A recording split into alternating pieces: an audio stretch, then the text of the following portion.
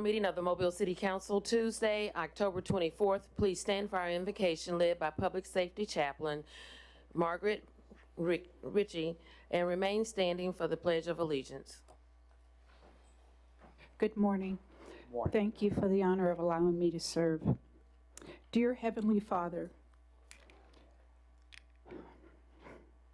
we come before you today with open hearts and a desire for love and unity to reign in our city.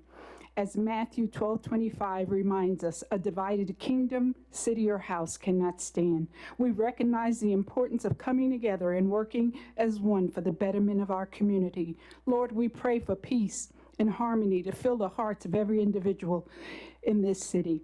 May our differences be as strengths, and may we always strive to understand and respect one another.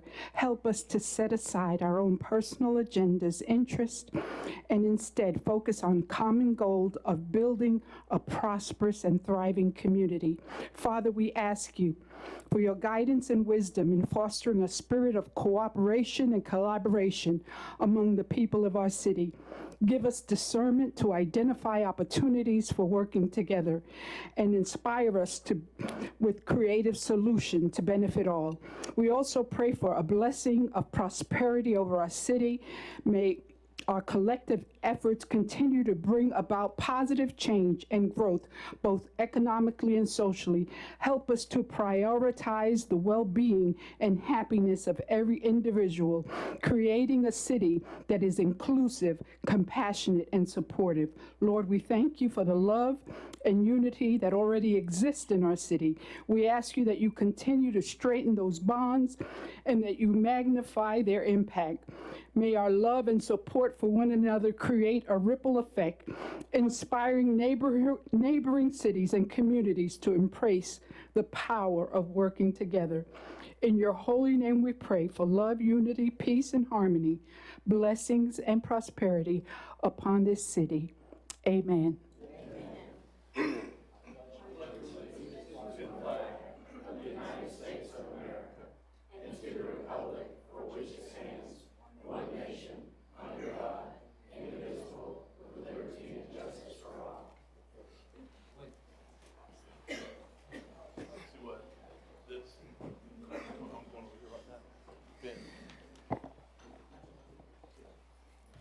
Roll call. President Small. Here. Vice President Gregory. Here. Councilmember Penn. Here.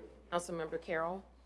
Here. Councilmember Reynolds. Here. Councilmember Daves. Here. Councilmember Woods. Here. Statement of rules. Good morning, everyone. Morning. We'd like to welcome everyone to our October 24th meeting. At this meeting, we do have rules. At this time, I ask if anyone have any type of electronic device, including cell phones at this time, please put it on the off or the vibrate position. The off or the vibrate position. Any person desiring to address the council must sign in indicating the resolution, the ordinance, appeal, or public hearing agenda item before entering the meeting. When addressing the council, the speaker must give his or her name. Any person desiring to speak to the council on a non-agenda item must contact the city clerk office no later than 2:00 p.m. on the Thursday prior to the council meeting. The subject that he or she wishes to express to the council must be identified and pertain to the city of Mobile business. Any person who has not given proper notice to the city clerk office and wishes to speak on a non-agenda item would not be allowed to address the council. Each speaker is allowed 3 minutes to address the council. A bell will sound to indicate the end of 2 minutes. 1 minute remains for summarizing. The second bell indicates that your time has expired. When addressing the council, there's be no personal address to any individual council members. All statements are to be made to the chair, who will recognize any council member who wishes to respond. To maintain decorum, there will be no undue applause and or public outcry allowed. Madam City Clerk. Approval of minutes of October 17th. So moved. Second. Been properly moved and second. In discussion? All in favor? Aye. All opposed? Communications from, Ms. Carroll, can we step out the door? Okay. Madam Clerk? communications from the mayor's office. Thank you, Council President, City Council. I'll be making remarks on behalf of the mayor who was unable to make it today. But I want to recognize National Lead Poison Prevention Week. The attendees are Toki Dunn and Dr. Michaels from the Mobile County Health Department, if they'd come forward. Anybody else from your team? Okay.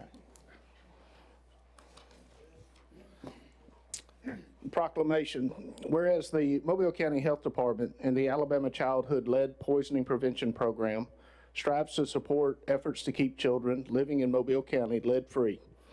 And whereas lead is a naturally occurring metal that can cause negative health effects, and whereas there is no safe blood lead level in children that has been identified and even at low levels can cause permanent disabling conditions, developmental delays, and behavioral issues.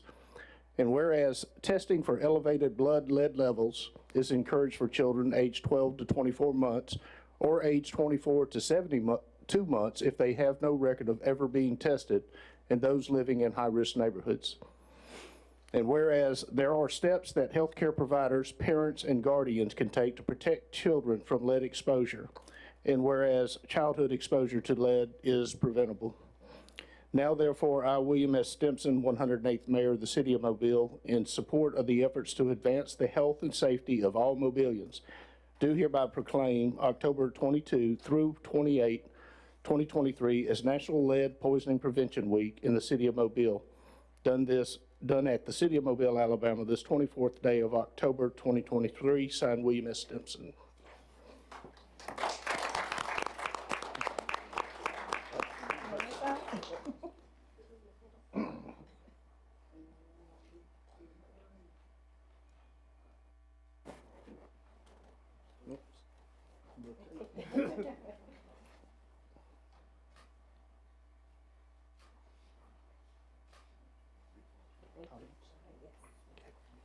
Good morning, Councilman and everyone present. Thank you so much for this proclamation. My name is Toki Dunn. I'm the Director of Community Prevention Programs at the Mobile County Health Department, where we have our health officer, Dr. Kevin Michaels, who could not be here with us this morning. I do have my director, Ms. Pebbles King, who is our Bureau of Community and Nutrition Services Director, as well as we're overseen by our Executive Director, Dr. Stephanie Woods Crawford, of our Prevention and Wellness. And for whoever don't know, the Mobile County Health Department is the oldest health department in the state of Alabama. So I'm so thankful that we can recognize Lead Poisoning Prevention Week to help our kids become lead-free. I've also had some t-shirts for the councilman here to help commemorate this week. Thank you. Thank you. At this time, I'd like Linda St. John and Elizabeth Stevens to come up for National Pedestrian Safety Month. Proclamation reads, whereas walking is a healthy mode of travel that is environmentally friendly, and the City of Mobile has embraced the principles that people should be able to safely circulate throughout the community without cars. And whereas walkability is a positive attribute for the community in the City of Mobile, and its departments are committed to realizing complete streets designed to facilitate safe and convenient mobility for all. And whereas walking in our neighborhoods is a valuable option for healthy and family-friendly activity, and a safe, pedestrian-friendly environment can support economic development and local businesses. And whereas it is important to pay attention to what is going on around us, and drivers must remember that crosswalks exist at every intersection, whether painted or not, and be vigilant to ensure the safety of pedestrians. And whereas the City of Mobile recognizes and promotes the benefits of walking as a form of healthy recreation and as an active mode of transportation to commute to school and to work. Now, therefore, I, William S. Stimson, 108th Mayor of the City of Mobile, do hereby officially proclaim October 2023 as National Pedestrian Safety Month in the City of Mobile, done at the City of Mobile, Alabama, this 24th day of October 2023, signed William S. Stimson.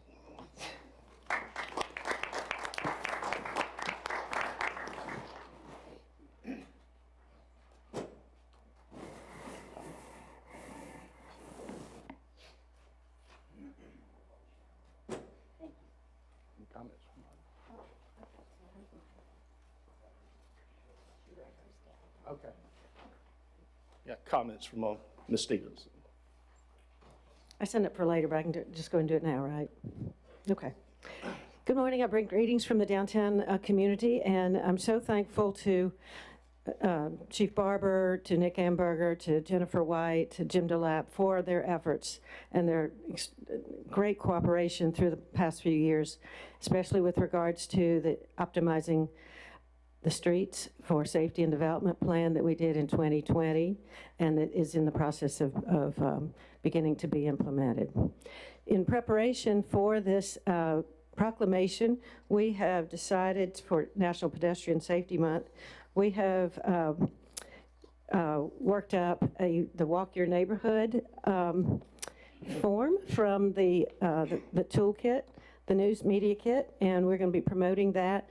People can walk in their neighborhood and then submit this to us. The information is on, and then we'll also have a form that you can do on your phone. So hopefully, people all over the city will walk in their neighborhood or walk anywhere they like, as far as that's concerned, and answer these 5 simple questions. I have some forms for y'all that you can hand out, and hopefully, you'll promote this as well in your newsletters. So thank y'all.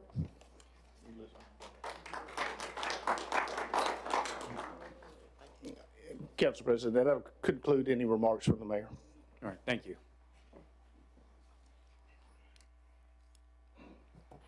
Adoption of the agenda. So move. Second. Been properly moved and second in discussion. All in favor? Aye. All opposed? Agenda's adopted.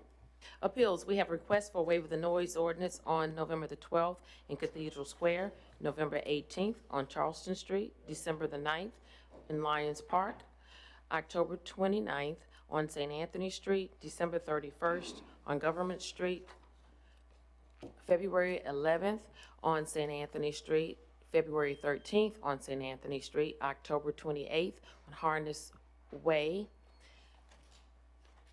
August the 11th in Langham Park, and October the 28th on Dolphin Street. So moved. Second. Been properly moved and second in discussion. All in favor? Aye. All opposed?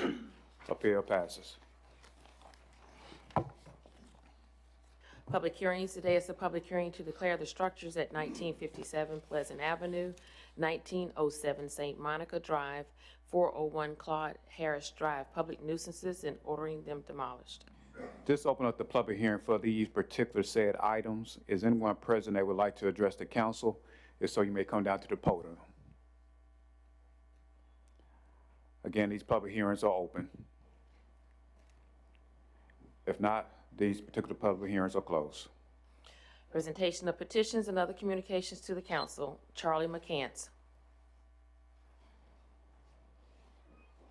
Mr. McCants, okay.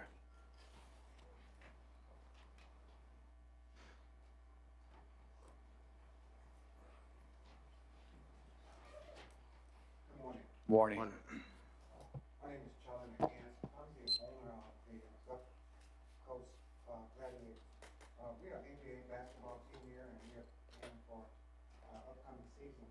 But what I want to share with you today is I'm also the South Region Director for the ABA. And next spring in April, we will be hosting the ABA Championship here along with the Owners Meeting, which consists of about 175 teams nationwide. And we just want to make you aware of what's coming to Mobile and the benefits that it can bring to this particular area. This is the first time for the ABA Championship to be held in the state of Alabama. And most importantly, I think it's a great opportunity for the city, especially for something of this magnitude to be held here on the Gulf Coast. So we invite you to take a part of this, to make this a great occasion, and also we believe that it can be a great benefit to the community overall, because one of the things that we're doing with our basketball team is we're getting involved with youth and young adults in the community, because we're giving them a platform to basically be able to live their dreams of playing professional basketball. but most importantly, it gives us the opportunity to mentor to them about making right choices about not only the sport, but about their lives as well. And then we're turning around, getting these young men back into the streets to mentor to our youth who we are losing for various causes daily. We think that, you know, the steps that we are making can also benefit the community overall, and we just ask that you would possibly support what's coming up in the near future. Thank you very much. Okay. Thank you so much. Donald Camo.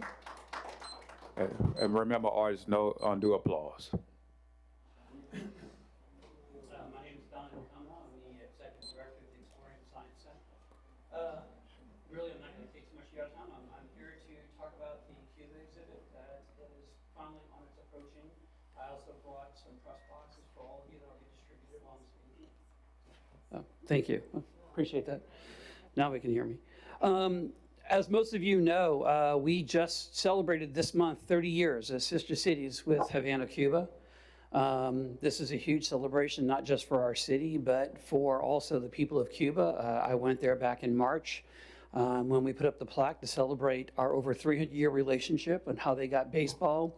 This exhibit will be opening here in Mobile on February 1st officially, but the gala will be January 25th. The exhibit will run all the way through the end of July. I think the most important thing is that not only will this exhibit have its final stop here in Mobile, but it will actually be disassembled and sold off within our city. So we have the rights to purchase anything we want. It will never travel again. Nobody else will ever see it. I'm here to invite you to the official press conference, which will be held November 1st at 2 p.m. in our slap me for that one, I owe myself $1, in our PCI Digital Dome Theater. At that time, we will premiere the actual commercial. For those of you who saw the Cannes commercial we did several years ago, it won many awards for the city. We expect this one to do the same. We will also be releasing the trailer for the film that will accompany the exhibit as well. Lee Santel with the State Department of Travel and Tourism will be there speaking. John Sledge will be there. The mayor will be there. So I invite all of you to attend as well. It is Wednesday, November 1st at 2 p.m. in our PCI Digital Dome Theater. Always remember, we were the first sister city of Havana. We were the first U.S. sister city of Havana. I think that this exhibit has a lot to offer our city, has a lot to offer our people. It is a bilingual exhibit, and we have a huge celebration. We're partnering with the ballet, we're partnering with the symphony, and many others within the state. So I just think it's going to be a great celebration, and I invite you all to come out. Any questions? Anyone? Okay. Thank you so much. Thank you. Patricia Law.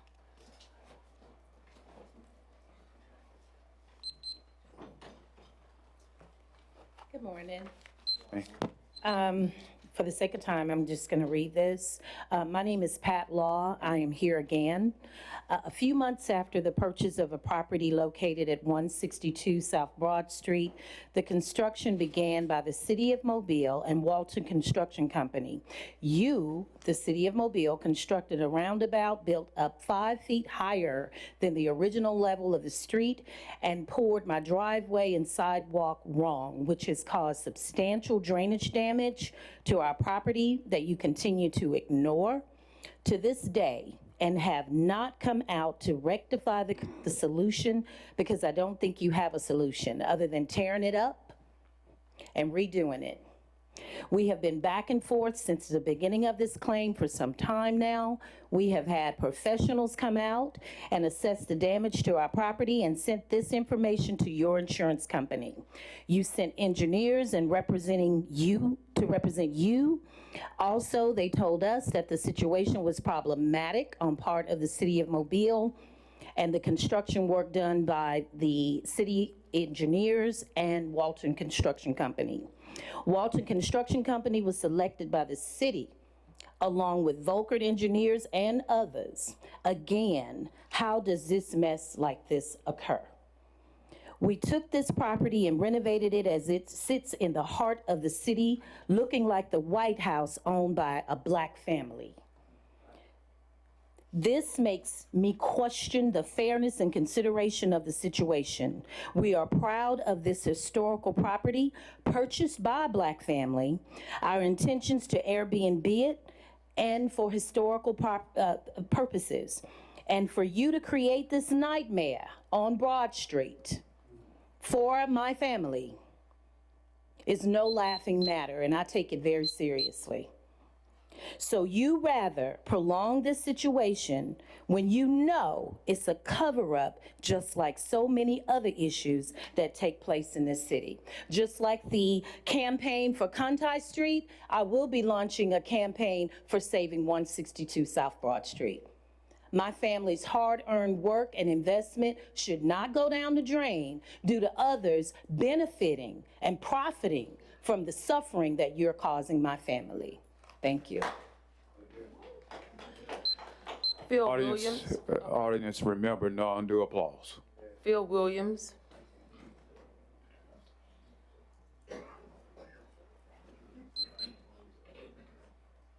Hold on for one second.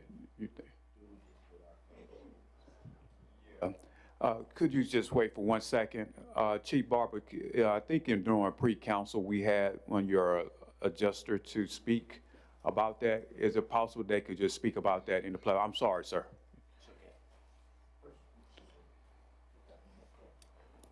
Hi, my name is Melissa Kennedy. I'm the adjuster here with the city. We have made multiple attempts to negotiate a settlement. I've been informed by Ms. Law that she is seeking to get legal representation with the intent to sue the city. We're at a stalemate at this point in time. I did advise her and sent it through in writing via email that once she does obtain legal representation, she can have them forward that information to me, and we'd be happy to discuss it with that attorney at that time. Any comments, Ms. Garrett? No real comments. Just so the general public knows, this has been going on long since before I even returned to office and kind of inherited this conversation. I've been informed by the administration that several engineers have gone out, several adjusters have gone out. There's even been an offer of settlement, and I don't know what that settlement was or what's come back and forth between that, or if it was acceptable between two parties. I've also been told by others that legal counsel has been set or requested on one party or the other. And once that happens and legal counsel, that statement is made that a lawyer has been requested, then that now becomes between the two lawyers and the city administrator and the two lawyers that are employed. And that's no longer an issue that this council can handle, or any issue that the council can handle. Matter of fact, this has truly been an administrative issue where the mayor's office and the administration and their legal team should be handling this, and it's now beyond what the council can do and beyond what the council can even respond to, especially since there has been statements of legal representation. Again, once that happens, it becomes then between the two lawyers once that statement's made. So at this point in time, this council, we're just beyond what we can even respond to. Thank you, Mr. President. I just wanted the general public to know that. All right, thank you. Madam Clerk? No, ma'am. Okay. Madam Clerk? Vanita Dallas. I'm sorry, Phil Williams. Sorry about that, Mr. Williams. Hello, my name is Phil Williams. This has been a nightmare to us. We're here for accountability. Jawan Dallas, which is my son, it has been a nightmare since July the 2nd. We haven't got any answers from anyone. We haven't talked to anyone about any answer. We doesn't know anything about the last words, the last being life of our son. And it hurts. It's driving a hole in our whole family. Why can't we get accountability for our son? Why can't we see the video Why can't we see the autopsy? Why wasn't we able to identify the body? What's being hid? If anything's being hid. If anything's not being hid, let us see the video.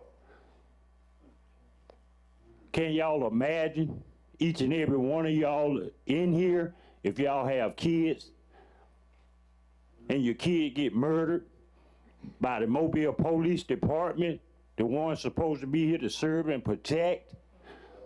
It's got to be a murder. But I'm gonna let you all know something. Until the day I die, I will be fighting this. We're not turning around. We're not hiding. We're not afraid, because it's something can be done. Councilman Carroll, anything you can do to help us. Brother Small, anything you can do to help us. The rest of the board, anything you all can do to help us to see the video. Can y'all imagine what we going through? Nightmare. Nightmare. It's a real nightmare to wake up to see your spouse crying 4 o'clock in the morning when you have to be up at 4:30 to go to work. How do you leave her alone?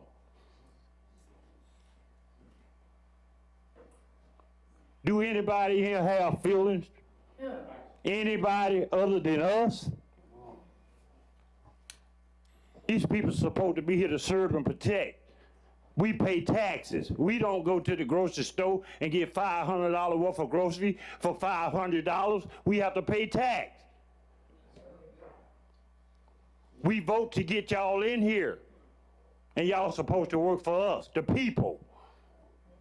If you're wrong, you're wrong. If you're right, you're right. And two wrong don't make a right. Each and every one of us got children. Don't let it hit your steps. What would you do if it hit your door?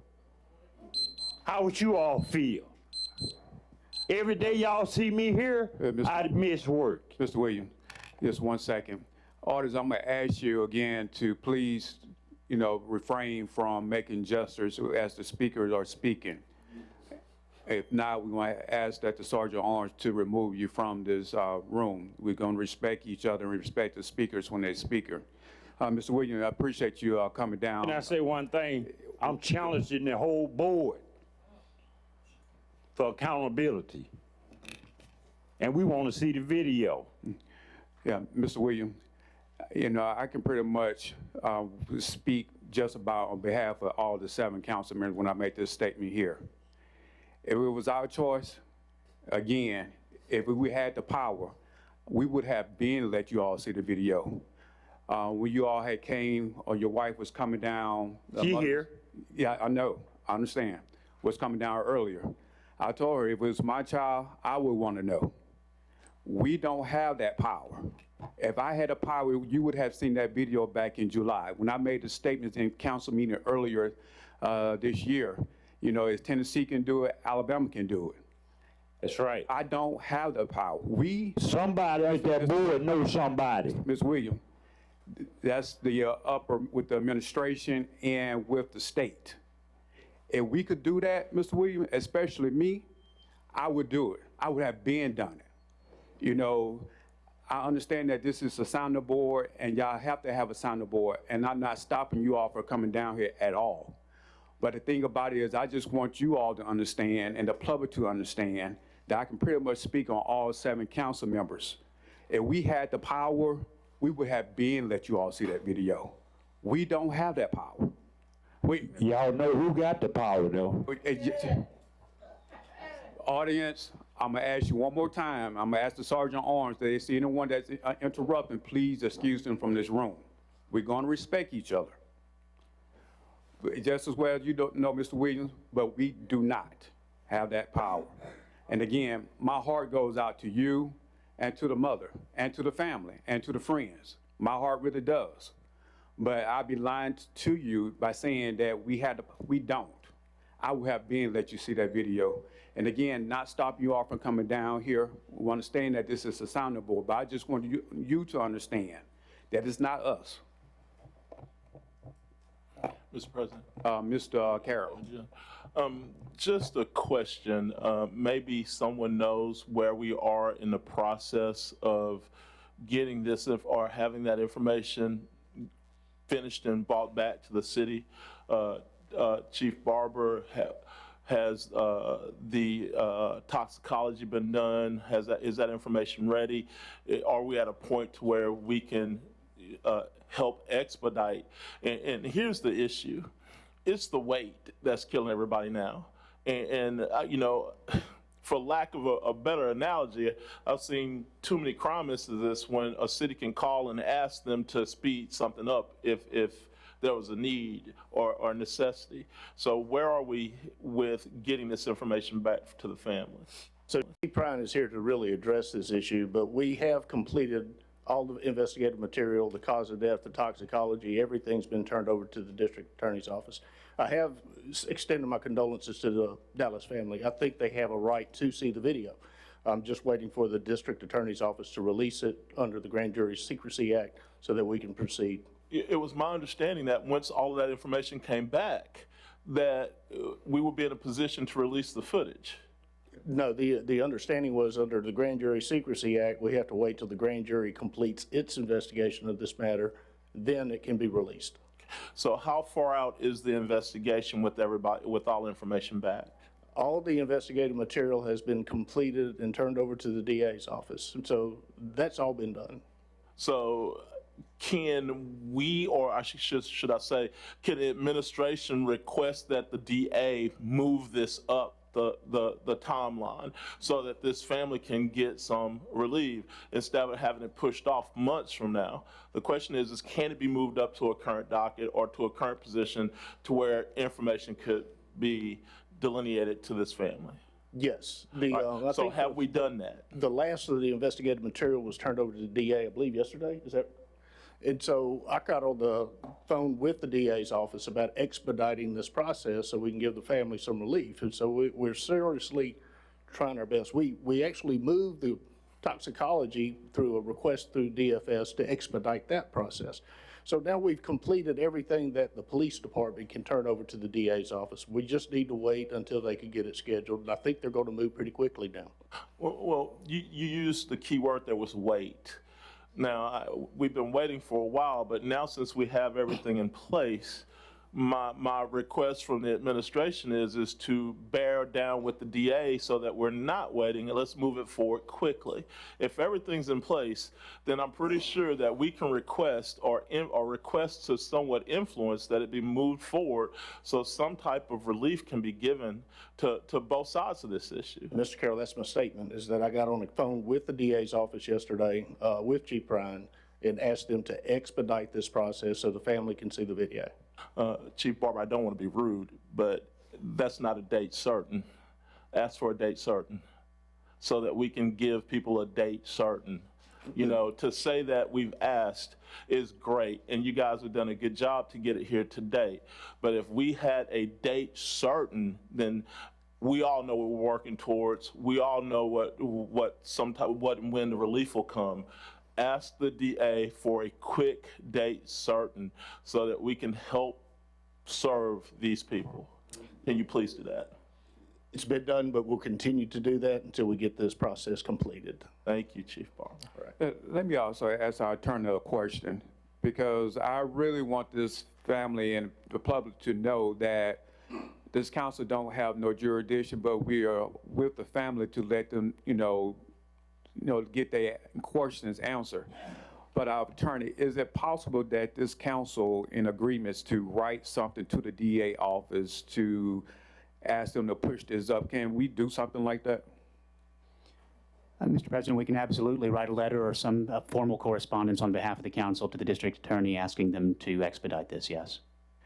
Will it be the will of this council to go ahead and do something in that nature? Does it need to be taken up as a motion? If so, so moved. I move that we take it up. That's fine. Not second. Second, properly move and second in a discussion with that. No. I Mr. wanna President, know- can I it wanna- be added to the agenda? because I think it would have to be added to agenda for official council action, does it not? Well, And you're I'm sorry, talking about a Mr. Davis. resolution rather than a letter. Yeah, resolution Well, instead we of. can write the letter. We don't need a resolution to write the letter. So either way. I want to know what I'm voting on. I want to see it in writing, what I'm voting on. So, do we have consent here? Consent to do this today? That's the question, Mr. President. And I understand Mr. Daves. You want to is see the letter, concerned. which is understand, we all want to see the letter before it's written. But the thing about it is, do we have consent to go ahead and get this letter written? Yes. Yes. All, Yes, we can ask our clerk's office to write the letter, to help us write the letter, send it around. If it's okay with everyone, then we'll sign it and send it on to the DA's office. If I might, Mr. President. Ms. Gregory? I know we are looking for the grand jury to meet, and that's really something that is part of this holdup. Do we know what the schedule is? Do they put out the schedule ahead of time? And then also, I don't know to what degree the family has been able to meet with the DA's office or not. Is that something that is allowed, that the family can meet with the DA prior to a grand jury? I guess that's a question for the district attorney. I think he's very limited in what he can do or say or show at this point. But I do want y'all to understand, this was not a delay on the DA's part. We were trying to get all of that cause of death, toxicology, everything that we needed. That is done. It was completed yesterday, so the DA has had 24 hours to begin the review of this material, the investigative material. But I think the resolution by the council, or the letter by the council, certainly isn't harmful to anything. I think the district attorney is more than aware that he needs to expedite this process. As far as giving a public date on it, they won't do that because of fears of jury tampering or whatever else that goes along with this grand jury. Yeah, I think that's speculation, Chief. That's not speculation. Yeah. I have a follow-up. Yeah. Audience, please. On the, Let me just say, that's not speculation. I have asked for a date, and they won't even tell me when the grand jury may be That scheduled. was in reference to the jury tampering. Oh, well, that's just prevention. Speculation, Chief. you had mentioned the toxicology report and all those things that are part of the investigation that have gone to the DA.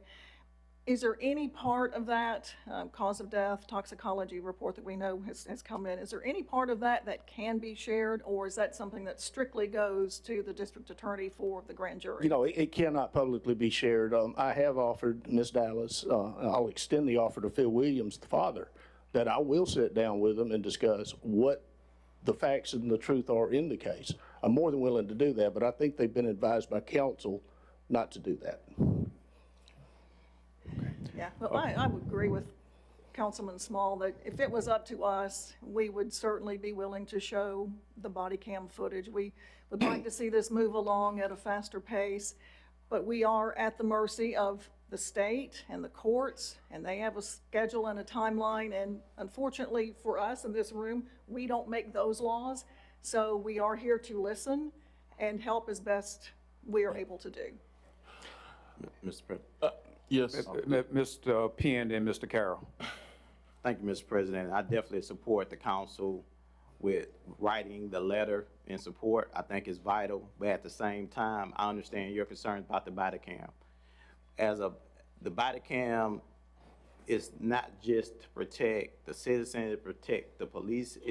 We paid a lot of money for the body cam, and we should, and the citizens should be able to see it. That's right. We have seen these past couple weeks, a video came out of different situations and circumstances. This has created trust, of course, issues throughout the community. What the body cam does, it let people know exactly what took place during that time. I don't know what we have to do, but that needs to be changed. The family should be able to see what took place with their son. That's a part of accountability.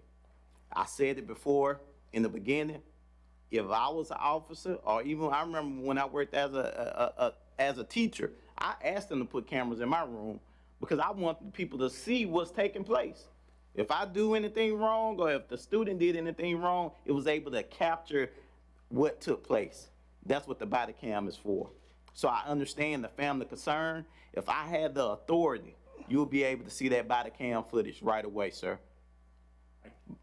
I don't have that authority, but I'm willing to stand with you and going forward to try to do whatever we can to create changes and make sure that the family have that opportunity to be able to see that footage. It's very vital and it's very important. Thank you, Mr. President. Mr. Carroll. Thank you, Mr. Penn, but just, you stated earlier that the DA couldn't announce the grand jury or when it was going to meet. I was just sent case law where this is not true, and case law states that the DA can do this with the grand jury. So I say that we move forward quickly with our request to the DA to get this announced, to get the grand jury to meet in a date certain, and let's do that if we can today. Yeah, we asked our lawyer and the city clerk to go ahead and get that done, but we can go ahead and get that wrapped up together. Council will have a draft before I leave today. All right, thank you. And again, Mr. Williams, we on your side, and we're gonna do all that we can do. Okay. All right, thank you. Madam Clerk, I'm sorry, Barbara. Chief Bryant is here. He's going to address, but we're kind of wanting the speaker so he can hear what the concerns are. You see the command staff here too. I invited them because I want them to hear what the concerns are. But I assure you, the police department is not holding this up. We are waiting for the moment the DA says we can do it, because we do believe the family has a right to see it, legally can see it, and we do want the family to know what the cause of death is.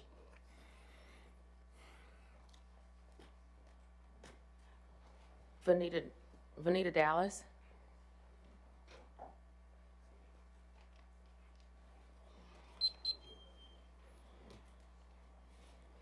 Well, I think y'all done answered pretty much everything we wanted or whatever we want to know. I just want this to be over as soon as possible. I'm just tired of seeing my mom suffer, coming here all the time and just doing everything she can to get justice for my little brother.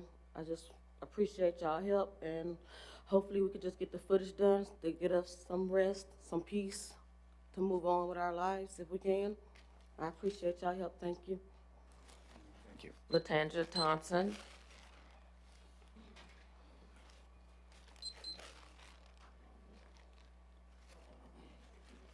Good morning. Morning. Latanya Thompson. I'm also up here for Jawan Dallas. And Chief Barber said last week that we don't see everything that happened with his officer when they being videoed by bystanders. So if that's the case, that is why we wants to see the video. We wants to know what happened to Jawan. Why did the officer go to the 911 call home? And why did the officer, I'm sorry, we need answer to why did the officer approach him? My sister-in-law need closure. She's hurting, and from listening to what you just told my brother-in-law, I appreciate everything, so hopefully we'll be able to see the video so she can get closure. So thank you very much. Yeah, thank you. Alex Lofton.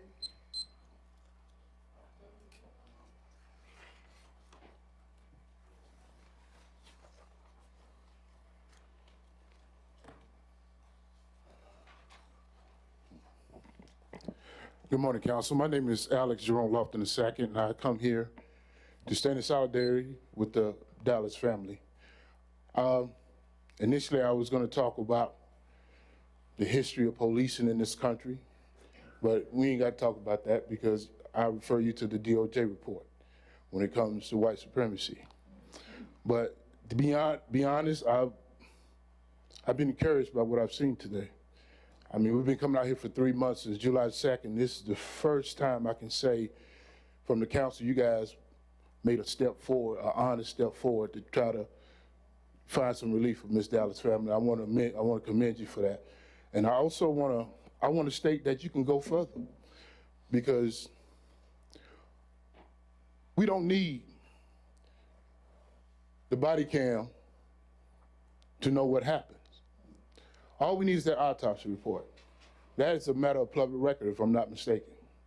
Now, Mrs. Dallas, she's been, just like anybody else, when a family member dies, you can go online and request an autopsy so you can get the cause of death so you can handle the affairs, like anybody else would do for a loved one.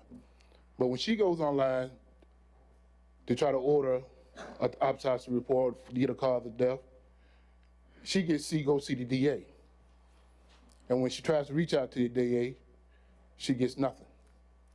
So it's like, if you can't give us the body cam, why can't she see the autopsy report? Because the autopsy report gonna tell me everything I need to know. It's gonna tell me whether it was an internal bleeding from any beat. It's gonna tell me whether they put him in the chokehold and broke his neck. It's gonna tell me whether anything we need to know that'll give her some type of relief, so she won't have to wait 6 months to a year to find out what happened to her son, because that's not fair. It's not fair to her, it's not fair to the community that, this is the standard, this is the SOP. Anytime any one of your officers do something that may be questionable, that we start a grand jury, and the secrecy involved in that. It has to be certain, body cams, it's just like somebody just said, weren't meant for secrecy. They were meant for transparency. And we need to find a way of some kind of law that's gonna make that change. And also, there's a law that was just passed that they're using right now up in Decatur, Alabama, that allows the family to see the body cam. Now, that's a more recent law. I'm not a lawyer, but I always thought if you had two laws that were also, one supersedes the other, the newest law supersedes the other one. Is there some kind of way we can have our attorneys reach out and see what's the deal? Because the law doesn't say the family has the right to see the body cam unless it's in a grand jury. So maybe we can kind of see what's going on with that situation. And I thank you for your time. Yeah, thank you. James Jackson Jr.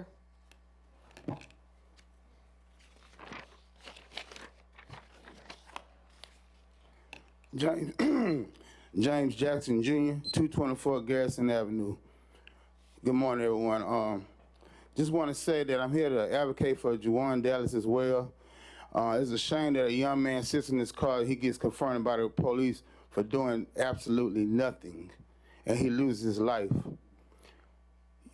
After he was confronted by the police, he lost his life, and the video won't be released. Well, a couple of weeks ago, it was some incidents with the Mobile Police Department.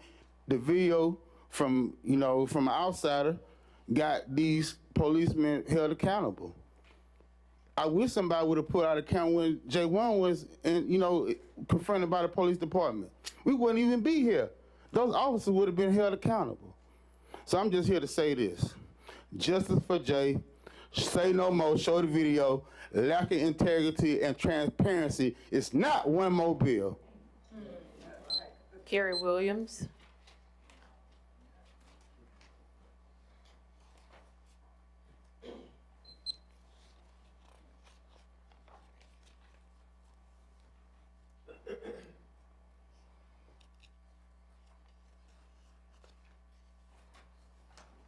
Good morning, Morning. Councilman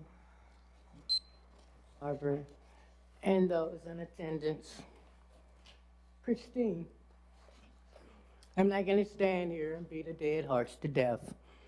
What you have requested from the DA office is a step in the right direction. And on behalf of the family, I want to thank you. I want to also note that usually in a situation like that, there is a timeline when you send a request to any person in government, they have to respond. It's not like this should take another 30 days or 60 days for the DA to say yay or nay or whatever he's gonna do. And you're saying that you're gonna try and get a letter out today. So by next week, someone should tell us what that time frame is for them to respond. Aside from that, there's been a couple other incidents that has happened since J1. And I would like someone to tell us, I've raised my children, I'm raising my grandchildren to respect the police. There's a girl over there at Excel Academy being slammed to the ground. We need some clarification for how the use of force, I don't know, maybe she slapped the officer or grabbed him somewhere too. I don't know. But without those videos, we don't know what's going on. So I'm proposing and suggesting that some laws be changed here. I understand they're coming here to you because you are supposed to be our first line of defense if there's something going on. And I also understand that it's not your call, that it's not something that you can do. We understand that. I understand that too. So I'm requesting that we change these laws because this grand jury secrecy can be challenged. You put out there that he was not the best law-abiding citizen, which the jurors has already heard. And they don't know anything about him. But this man is gone. So there are some changes that needs to be made. I want to thank you in your approach and your attempt to move forward. I want to thank you all for listening to us. And like Phil said, we're not going away, and neither should you. If you're a parent, you cannot just walk away like nothing, you know? So thank you for your time, and I appreciate it. Yeah, Ms. Williams, yeah, thank you for coming down again and everything. And, you know, from this council, I don't believe that none of us is trying to walk away or run away. We would have called off the meeting, push the meeting back, or what, we're not. We on your side. I can speak on over majority of this council, we on your side. But you had a question about, you know, laws being changed. As I had stated to Ms. Dallas earlier, in earlier meetings, is that not to stop here, to go towards the state legislators. You know, the local law cannot override the state laws. The state laws override the local laws. We can only just do local stuff here. But you have to go to the state, and with the state legislators, again, are the ones that create the laws. But again, do not let this be your stopping ground. Take it all the way to the Capitol. Again, state laws override local laws. It does. All right, thank you so much, Ms. Williams. Thank you. Madam Clerk. Reverend Mark Thompson.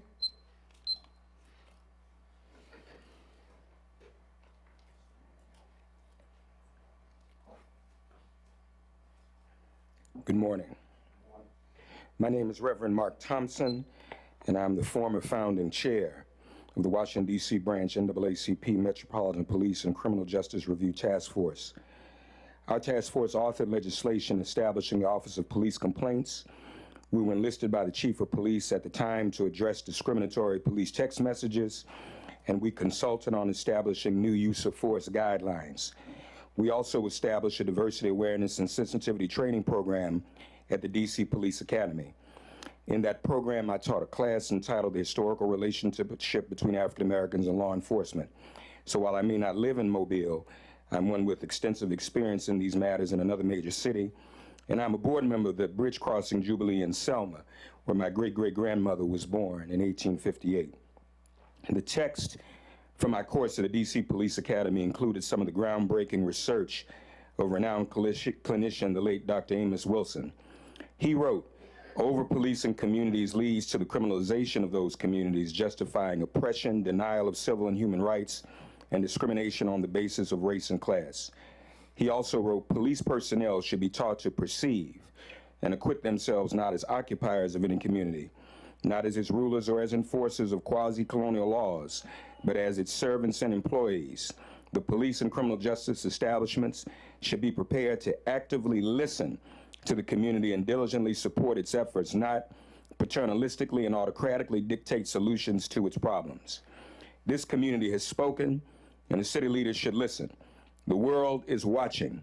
The police treatment of Juwan Dallas should be thoroughly investigated and reported back to the community.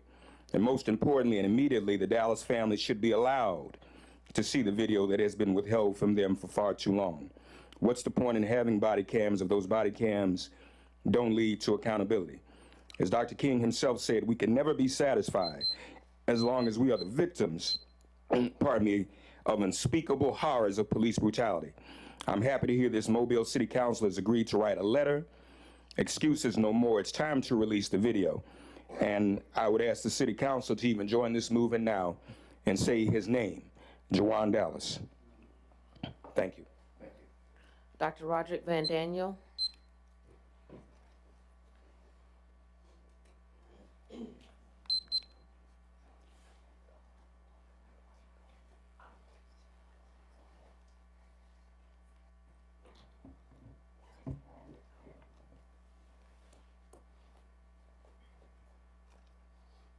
Attorney Dr. Roderick Van Daniel from Birmingham, Alabama. I represent Christine Dallas and the Dallas family. For here today to fight for justice for Jawan, justice for Jay. And we're here for transparency and accountability, especially for the Mobile Police Department with the excessive force that they're using down here.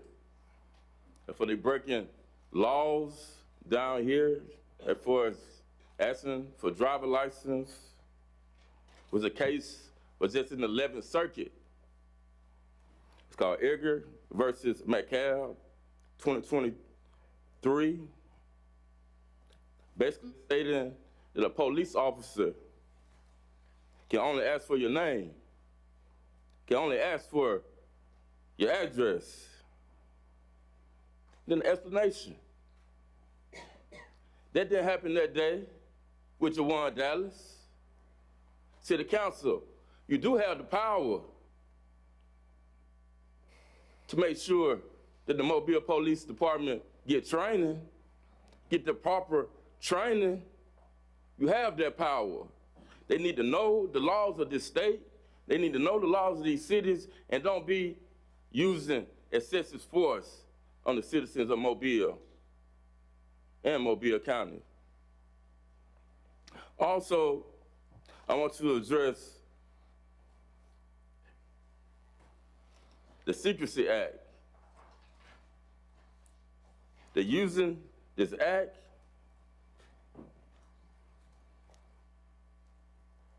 but the victim is Jawan Dallas. The victim is Christine Dallas. The victim is their family. The victim is the community of Mobile and the state of Alabama. Through the criminal justice system, with the Alabama Constitution and the statutes 1523-61 for designated representatives, Ms. Christine had the same power as Jawan Dallas, the same rights as the victim or anyone that was assaulted by another citizens in the community. She should know the names of these officers. She is the victim. She taking his spot. We went to the probate court and she the designated representative for him. She has that right to know the officer's name. Dr. Daniel. She has the right to the video. And she has the right to continue to fight for transparency and accountability for her son. Thank you. I wanted to ask our attorney just to make sure the public would understand this, that this council, do we have any right or writing any type of rules or laws for the police department? The council by law can set policy for city and city departments. The council itself cannot get involved in the day-to-day running or individual personnel or other type matters. You set general policy for city departments. The administration is responsible for carrying that out. All right, thank you. Okay. Madam Clerk. Betty Martin.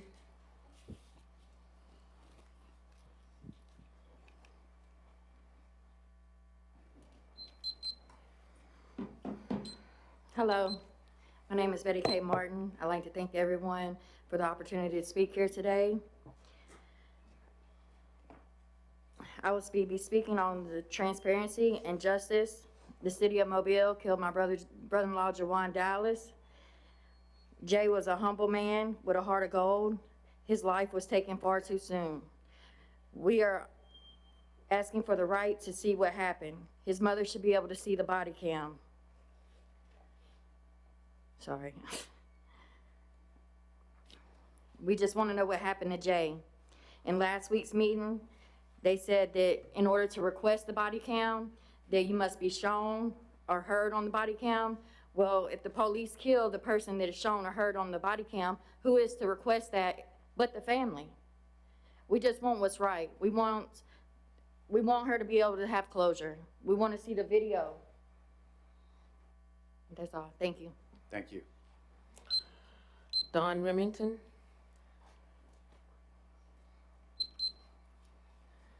Good morning, everybody. I am CRO, Community Resource Officer Dawn Remington for the Mobile County Sheriff's Office. The reason I'm addressing the City Council, I'm a former Mobile Police Dispatcher and Community Resource Officer for the City of Mobile. I do believe that the resource officers have been put in a position to fail, and this is evidenced by what I've been through over the last couple of weeks. This did not occur in the city limits, but it is still representative of what happens even within the city limits with the community resource officers.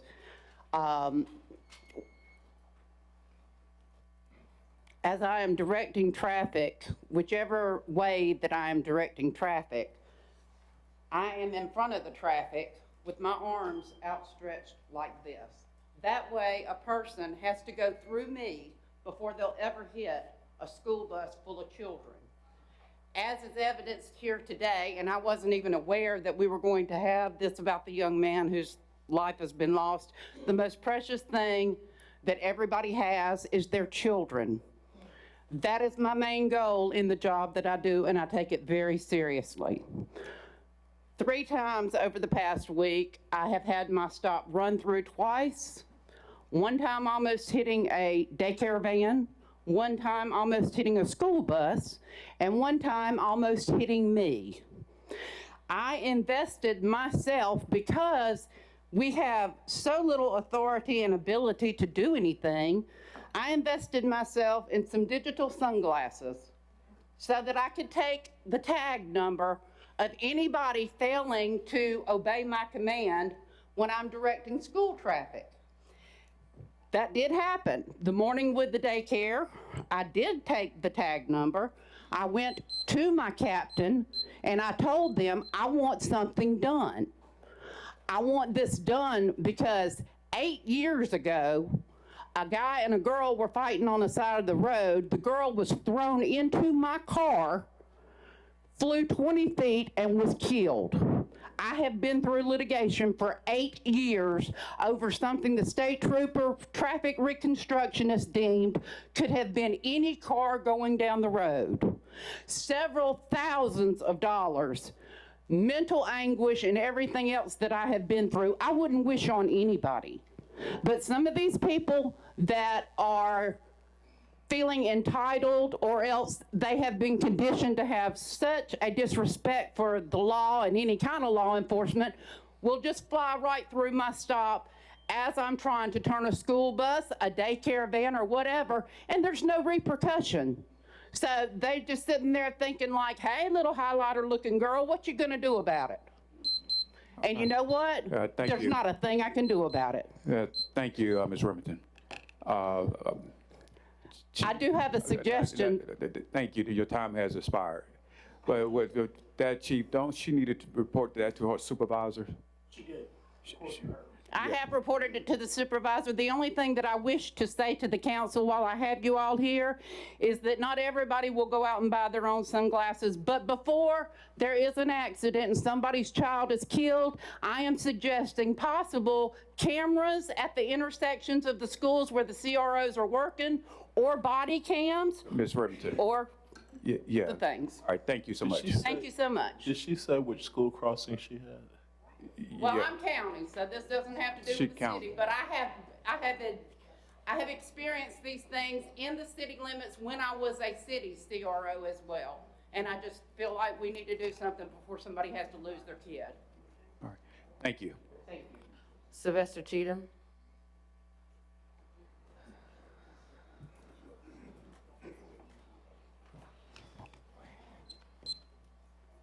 Good morning. Morning. I'm here again in reference to Juwan J. Davis.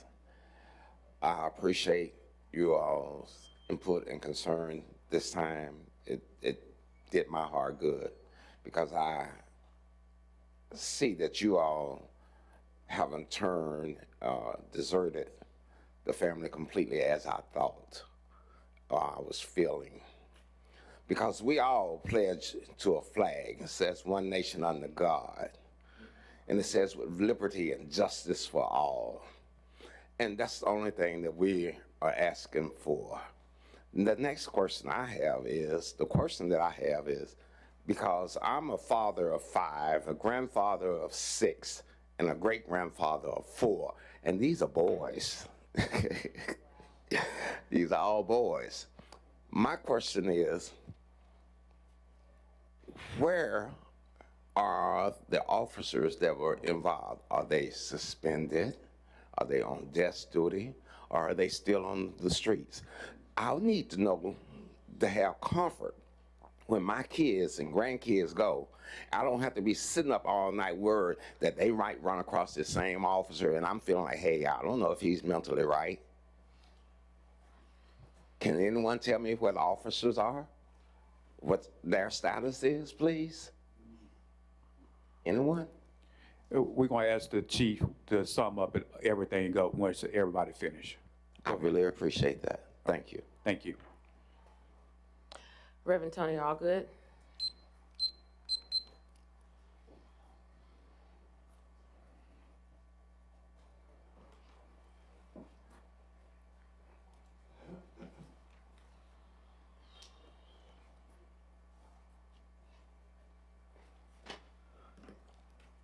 I'm Reverend Tony Allgood.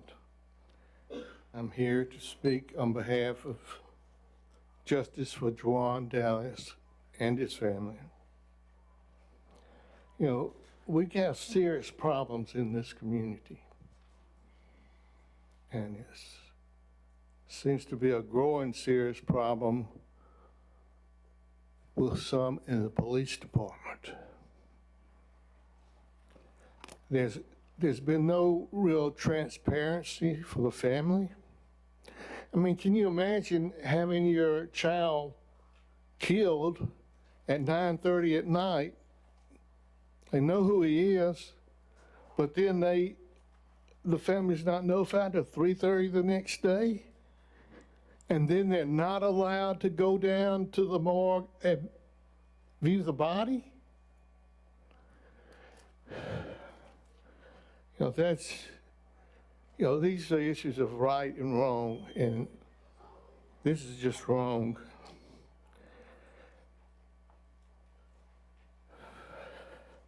You know, one thing I found out about growing up in the South is that the oppression is always unequal. We know from Jim Crow laws that blacks were oppressed, and then they also oppressed the poor whites too, okay? Go read the history. They made laws to keep them separated from blacks that they had the most commonality in. We don't need this anymore. We need justice, and we need justice for everybody. I hate to see my grandchildren come to Mobile and then view the video of the police killing somebody. That traumatizes them. What you see with this movement is the tip of the iceberg. I'm calling on all the ministers. Every minister should, in this town, no matter who they are, should be speaking out for justice. Some of them are scared to. What's the mayor gonna think about me? What's the police chief? What's the chief gonna think about me? We can't care about that. It's not personal. We want a safe community for everybody. And so I'm saying today till we can get transparency, we have to be our own. Keep your cameras on, folks. Thank you, sir. Thank you. Mario Yao.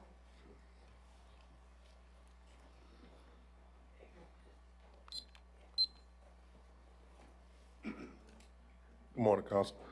I'm here basically to speak on justice for Mr. Dallas and his family. Also, to get a little bit more transparency with the video of the gentleman that was handcuffed and was beaten by the officer with the Mobile Police Department, and also the slamming of the young lady that was done at Excel by another Mobile police officer. And I'll just sum it up because everybody said a lot of things. We want justice for these families. Thank you. Thank you. Cephas Johnson.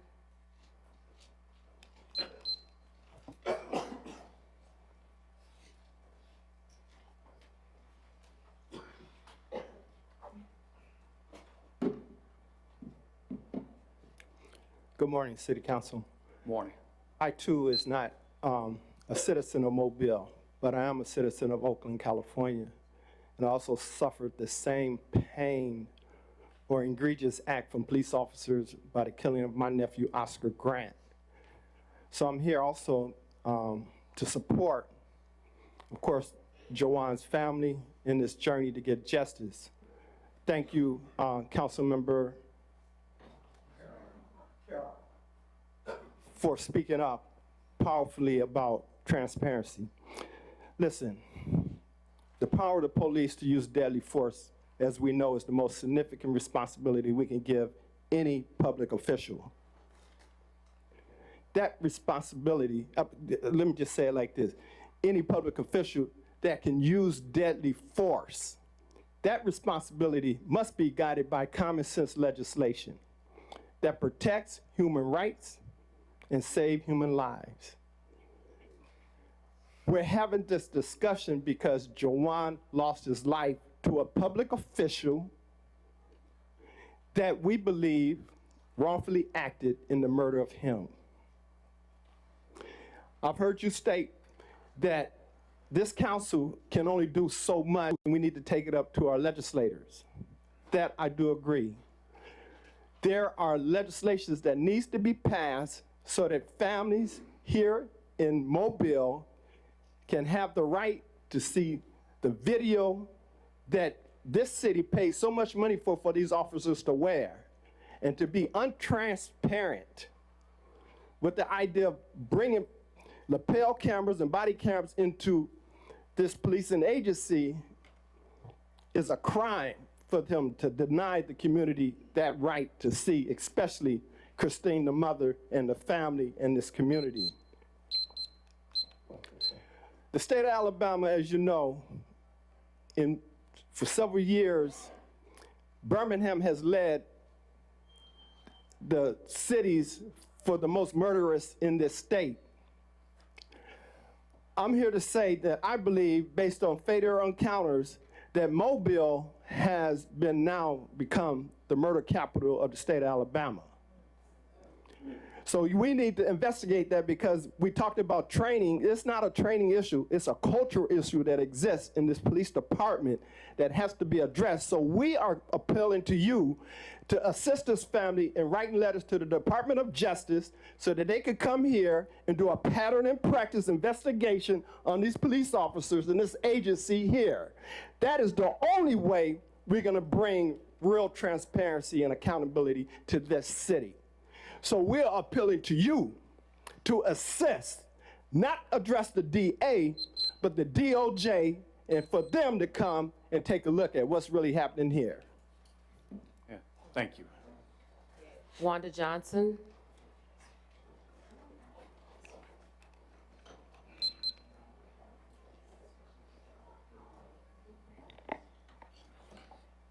Good morning or good afternoon, City Council. My name is Wanda Johnson. I'm the mother of Oscar Grant, who was killed January 1st, 2009 at the Fruitvale BART station in Oakland, California. I want to say first thank you to, again, Mr. Carroll, for the words that you said on today.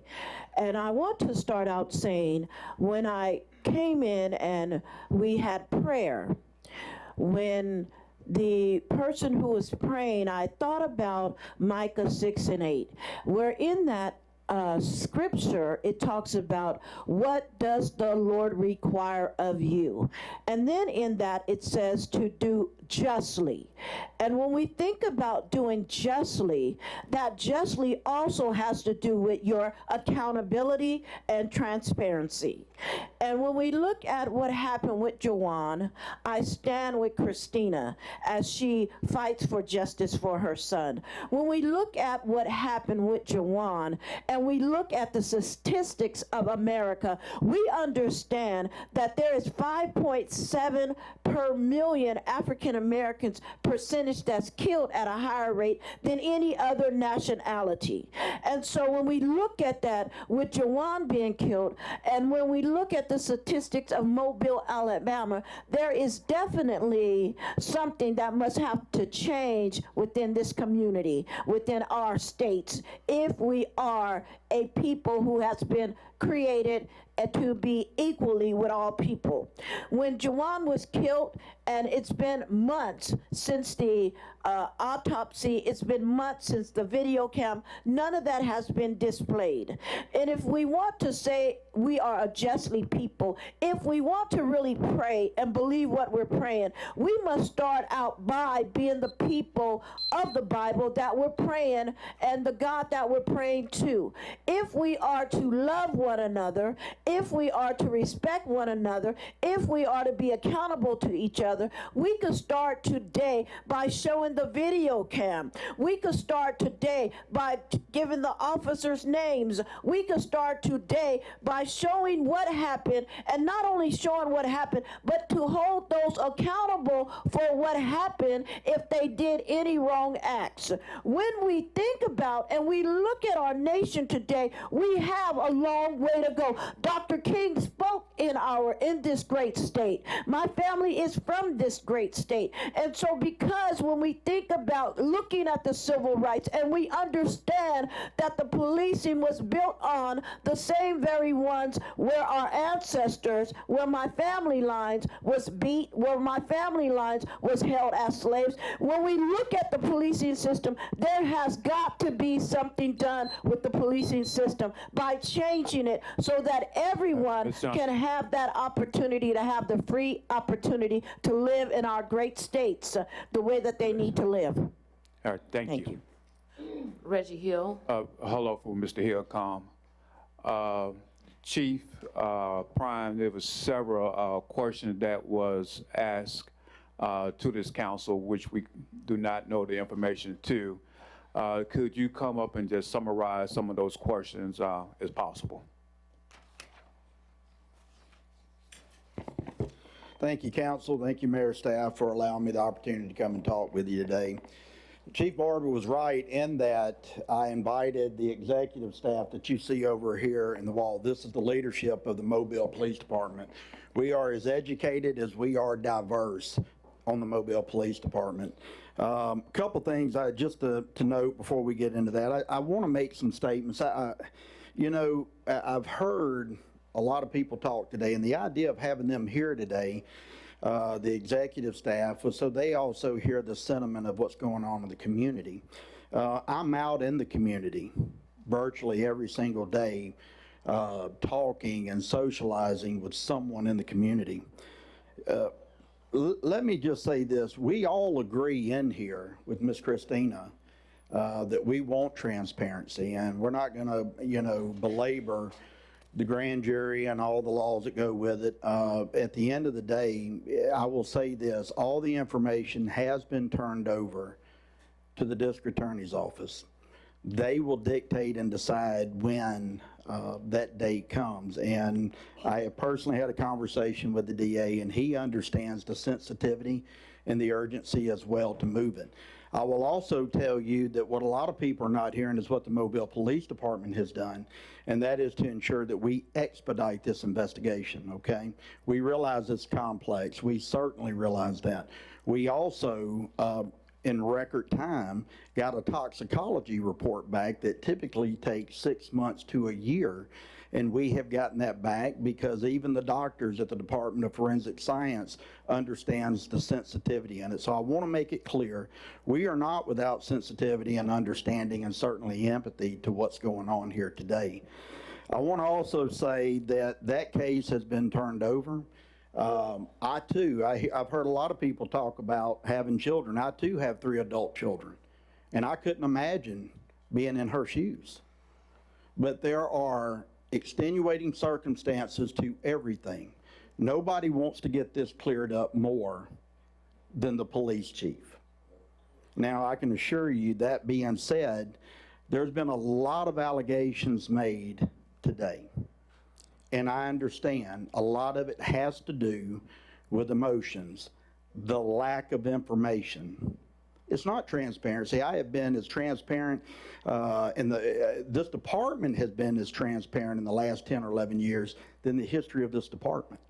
And we have to be transparent nowadays. We understand it. So I want you to understand that case has been turned over. I think there was a gentleman that did speak. So we can have the body-worn camera footage, and at some point, I can assure you the family's going to get to see it.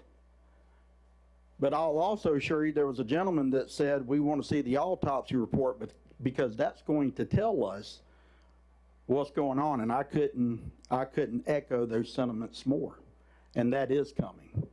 I want to also say too that certainly in the last week we've had 2 videos that have went viral. Let me assure you, the Mobile Police Department does not condone misconduct and excessive force, nor do we have a history of it. Control it. At the end of the day, we have to define what excessive force, and we always put it and lump it in to the most egregious cases that we've seen across the country. Excessive force merely is that there was more force used than reasonable. Sometimes, unfortunately, that is going to happen. My commitment not only to this board, but also to the citizens behind me, that I can assure you if our officers are wrong, and I can assure you that when you look at these videos, there appears to be an excessive force that was used. We don't disagree with that. But as much as we all want answers, we are an educated social society, and we must give time for these things to be investigated. And I can assure you, and my commitment to this community is, if our officers are wrong, we will hold them accountable. I also want to say some things that I've done. Some talk has been about the Department of Justice. Again, every scenario where there has been the allegations of civil rights violations, we have self-reported.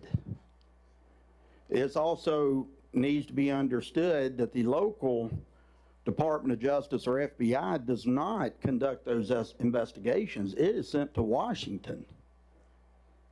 So there is truth and transparency, because this is not allowed to perpetuate in our police department.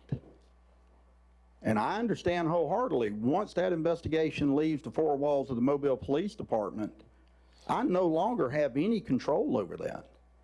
But I am also comfortable enough to know that if we're wrong, we'll answer for it, and when we're right, we have no doubt standing behind that, especially with the Department of Justice. Some things that I have done since this, listen, I've seen the same videos everybody in here seen. I have a daughter, and I am not above or beyond empathy. I can assure you. And although I was out of town at the time I seen it, and I felt some kind of way. But I also understand that emotions will well up, and we have to give it an opportunity to subside so truth will prevail. I will not justify wrongdoing. I have been a police officer for going on 29 years, and I have never used excessive force. We will only use it when it is necessary. I have also talked with the interim public safety director, who is a retired FBI agent that was in charge of the Mobile office, to use his resources to go to the Department of Justice so we can have our tactics and de-escalation strategies audited. We want to be up to date with the best practices that we can. And if there is a call or a need to change it, I will be the first one to change it. Somebody said, do you need more training? I said, absolutely. We stay in a state of perpetual training. Whether it's in the police academy, and might I add, we offer over 30 hours in the Mobile Police Academy to effective communication and de-escalation tactics and techniques. Every single year, we give 40 hours of annual in-service training, which in some form or fashion involves effective communication or training. Our officers, our supervisors in roll calls several times a month do what is called roll call training that apply to those in the field, whether it's use of force, de-escalation, or vehicle pursuits, things that apply to those officers out there in the field. So we are going to review those processes. We are going to lean on the Department of Justice. We're also going to lean on the state. All of our curriculum on de-escalation and effective communication is standardized by the state of Alabama with APOST in Montgomery, who gives us our certification. We are also teaching a course called Procedural Justice that in many regards talks about the disparity in ethnicity and races and effective communication with that. That is an outside source that Major Reed brought back from the Southern Police Institute. And it was approved through APOS for us to teach it. So I can assure you, nobody is as embarrassed about these videos than the Chief of Police. That is a promise to you. And we will audit the system, and we will do better. As far as Ms. Christina is concerned with Mr. Dallas, all that information has been turned over to the DA. And we too want to bring this to a close. And with that said, I'll open it up for questions. Mr. Daves. Audience. Mr. Daves. Chief, thank you for being here today. I wanted a little clarification on 2 points. First, you've said that all the facts in the Dallas case have now been turned over to the district attorney, and I assume that all those same facts have been turned over to the Justice Department. Yes, they have. And so I was interested to hear that the Justice Department investigation is, you turn it over locally, but the Justice Department investigation is not done locally. That goes up to Washington for investigation. Yes, sir, that is correct. And then I think I understood you correctly to say, but you can clarify this for me, that you have requested that the Justice Department conduct an audit of the processes and practices of the Mobile Police Department, particularly with respect to de-escalation. Right, and the idea, and whether they audit it or not, we want those to be reviewed. Right. Because at the end of the day, we understand, you know, sometimes there's a difficult part of policing, but we also want to make sure This curriculum that we have with de-escalation is set by the state of Alabama. We didn't set it. But we also want to make sure that if there's any clarity issues or anything that they're aware of, that they would take a look at it and make any recommendations. Whether they do or not, we don't know yet. I have just requested that through the interim director, Mr. Rob Lasky, and we are going to try to get some answers. But as of right now, the current curriculum comes from the state of Alabama. Okay, well, thank you very much, Chief. Yes, sir. Mr. Penn and Mr. Carroll. Thank you, Mr. President, and thank you, Chief, for coming down. Yes. Like I said in pre-council meeting, I made a statement already that any statements that I have is never against the whole police department, but is dealing with the situation at hand. And so earlier when the situation took place the first time 2 weeks ago with the young man that was getting punched in the face, it was 5 things that I believe that was vital, and that was transparency. And I understand what you stated, that your office has been very transparent. My concerns was like the next week we saw another video. And so when you look at the community and everything that from the climate shift of the country, as well as things that took place here in our own city, when another video come out, the concern is, what if that wasn't caught on video? What would have took place? What information? So what's taking place? So I'm glad to hear that you have pushed them looking, investigation. So I guess my question is it an investigation in those 2 situations as well, with the situation at Excel and the situation at the gas station? Yeah, so both of those, it's important to understand, both of those, there's a criminal correction. There's an administrative investigation for both of those cases. Upon seeing the video with the juvenile young lady, I asked for a criminal investigation. Typically, in a use of force, it could be deemed that it's against policy. In other words, there was a lesser force that was needed to accomplish the arrest or the detention. Or there could be a criminal investigation. Typically, sometimes people will say excessive force was used, but maybe it was not used. I have asked for the criminal investigation with the young lady because I too felt like there was the appearance of excessive force.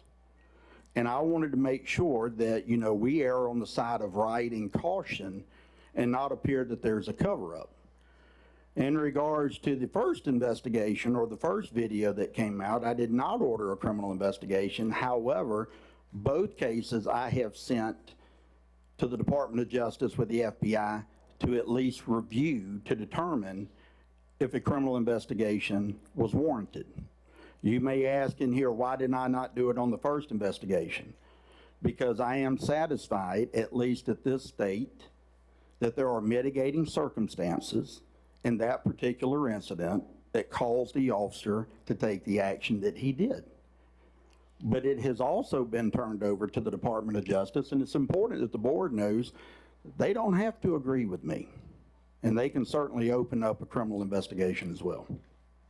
Yes, and so one of my concerns, and I stated before, is that anytime, any situation where, to me, that something goes under investigation, is very vital that if we don't have if it's under investigation, then that mean we're looking for more resources, more videos, more statements, that it seems like we're not on one side than the other.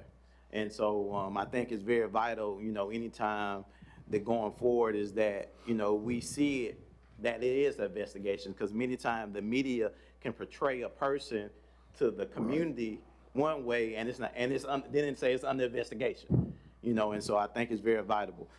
Accountability. One of the things that I'm not sure if the public know what the guidelines when an officer does make does something wrong, what action is taking place.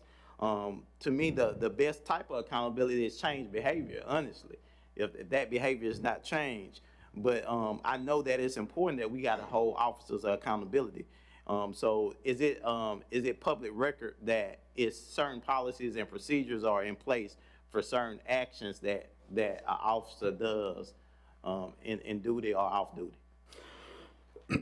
So if I understand that, what actions are taken if we find the officer guilty? That's correct. Is that the way I understand, Ms. Penn? So if an officer is guilty, then he will go or she will go before a pre-disciplinary hearing within the police department to determine if their actions were lawful or unlawful, okay? Or if they violated the policies of the Mobile Police Department. Once that action has been taken, then the officer, there's a certain amount of time that that officer has to be able to appeal that to the Mobile County Personnel Board. Should they elect that option, then they go to the Personnel Board to hear the same facts, and then the Personnel Board will either sustain or change the outcome of the discipline of that investigation. Now the state of Alabama has just came forward, and now there, or I believe it was a national database, where officers now that are found guilty of use of force complaints will now go in this national database. And so there's a lot of things that you're absolutely right, the public just does not know. The old adage or the old days that there's a cover-up and that we're going to allow officers to indiscriminately use excessive force on our community, them days are gone. Them days are gone. And at the end of the day, that information, we have no choice. That is a federal law. We have to comply with that information. So sometimes people don't like to hear it. I get it. But at the end of the day, I don't have the ability or the luxury to stand up here and inflate things and sensationalize, or to come up here and make accusations that are real. My job is to come up here and tell the facts. What you do with those facts is irrespective to me, with respect. Did that answer your question, Ms. Penn? Thank you. Chief, I don't remember the exact terminology, but what is a closed palm defense or a closed fist defense? What is that? I'm not sure I understand the question. Chief, what's the term I'm looking for? When an officer is allowed to close his fist and physically hit someone. What is that term? Hard hands, right. Defense. What is that? Well, it could be a number of things. It could be an open palm. It could be a closed strike fist, as if you strike someone else. You know, there's a different use of force continuum that we use to be able to do that. Sometimes everyone would say, well, you should have used a taser, but the circumstances may not have dictated using a taser. That officer is the one that has to articulate the use of force continuum, and whether that officer used close hand tactics or whether they went to lethal option. That officer has to articulate it, and the surrounding circumstances will either corroborate it or it won't. But that type of approach is excessive force, correct? That is, when you use that, that is considered excessive. No, sir, force. I would disagree with that. Excessive force just simply means the amount of force that was reasonable to affect the arrest or detention. But here's the question. When you become angry, or when you are engaged in an altercation and an officer is struck or grabbed, at what point does the officer realize to stop? Well, that's a great question, but and please don't take it the wrong way. It depends on whether or not your testicles were grabbed.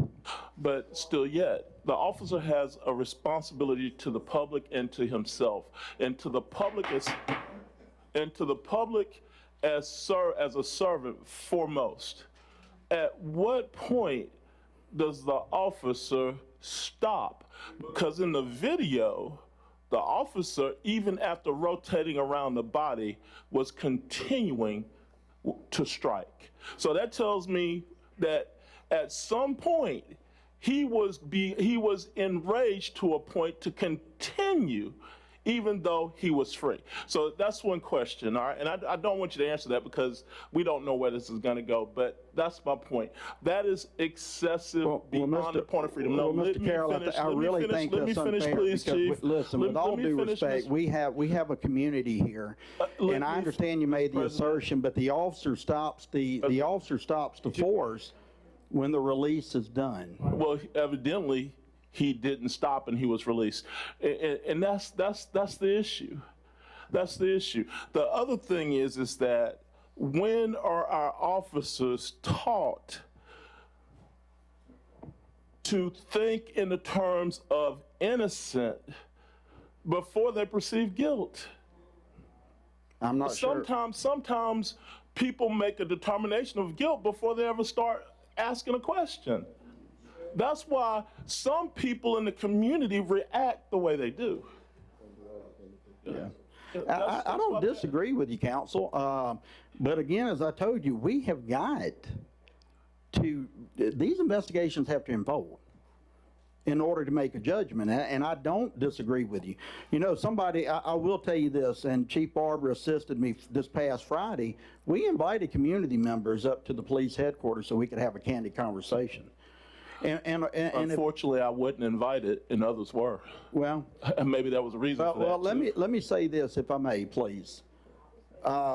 You know, we try to be transparent where we can be transparent, okay? But then the allegation was also made that if we're going to be transparent and give information of a circumstance that we don't like, then maybe the police department should say no comment. And I disagree with that. You know, again, as I stated to the board and to the community, my job is to protect the community. Okay. Well, I agree with that, but in my community, a lot of times we are afraid when the lights come on because we don't know how it's going to end. And I've said this before.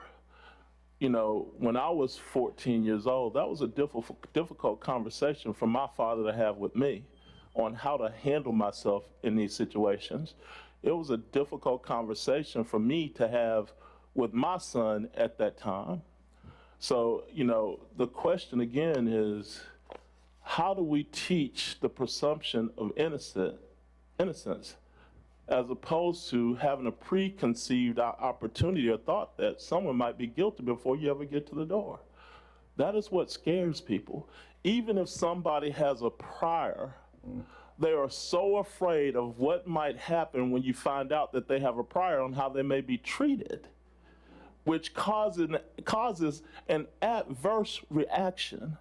So where does the training begin when people have to presume that they are innocent before guilty? And that's our laws. We're not guilty first. How do we train our officers that? I agree with you. Any other council members? Mr. Woods. Mr. President, so obviously transparent. Audience. Transparency is vital across the board. I know that you've always been transparent with me. I sat in your office, I want to say, an hour and a half one day, and you went through every question I had, and I appreciate that greatly.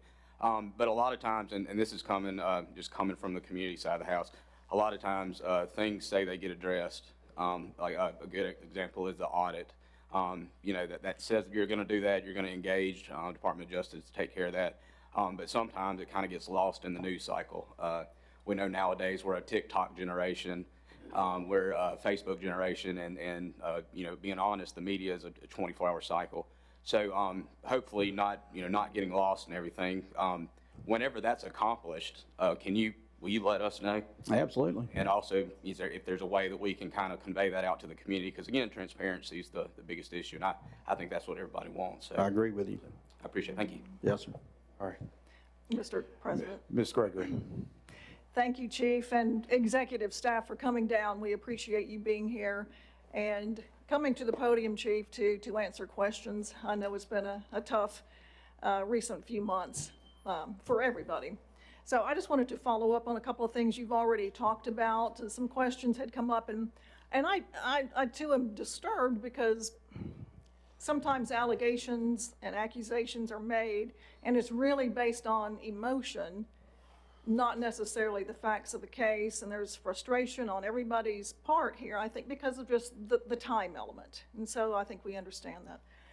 What I really wanted to go back to is you had talked about what happens to officers when they are involved in some sort of, whether it's a shooting or altercation or some other issue. And I know there's a difference, but could you go over that again? Because there have been questions about, you know, where these officers who've been involved in recent incidents lately, are they still on the street? Are they suspended? You know, how is that handled? Right. So a lot of times people will ask, why is the officer not suspended? They also have a due process with employment rights, as much as sometimes we probably should or shouldn't.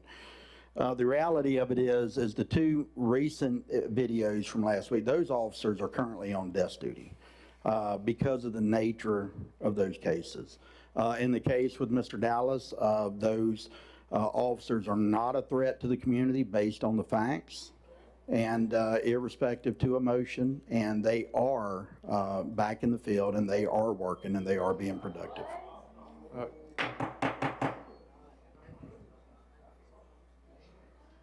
Okay, so, and again, I guess that is awaiting grand jury and whatever happens with the grand jury, if it goes to a circuit court case, something like that. Yeah, you know, and that could change. And I think if you look at the process, if for some reason the grand jury says the officers are culpable criminally, then they will go back certainly to desk or administrative duty where they're not on the street, and then the tide changes and now they become the suspect of a criminal investigation. Right, right. So we're Yes. awaiting the grand jury to see where this goes. Right.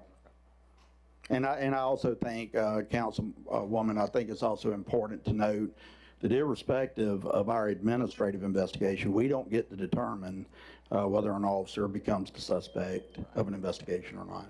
The grand jury does. Oh, can I get a quick, I'm sorry. I know some cases do go to the grand jury. Can you help us understand which cases go to a grand jury and which ones don't? Well, a lot of it is really at the discretion of the district attorney's office. You know, I heard some emotions behind me when people say we don't get to determine that, but every criminal charge that is brought against any citizen in the state has to be approved by the district attorney's office. And so where I know it will say, well, the Mobile Police Department arrested someone for a homicide or a murder, that case and charge, the facts have to be presented, and the district attorney's office is the one that determines whether or not we move forward with the case. Okay, yeah, that's important, I think, Yes. to understand how that works. Thank you, Right, Chief. and there is a big difference between misdemeanor arrests, which have to be viewed in sight of the officer that's making the arrest, versus a felony case, and there's a lot more latitude and leeway as it resorts to probable cause in those type cases. But we work very diligently with the district attorney's office before we make an arrest with any case to determine if the probable cause really does exist, and it's not just us saying. They're hearing the facts and they're saying, yes, it does. And there are times that the public doesn't know, but there are times from case to case where the DA will refuse us a warrant or a search warrant or an arrest warrant because they don't feel like the probable cause is there. Thank you. Mr. President? Mr. Penn.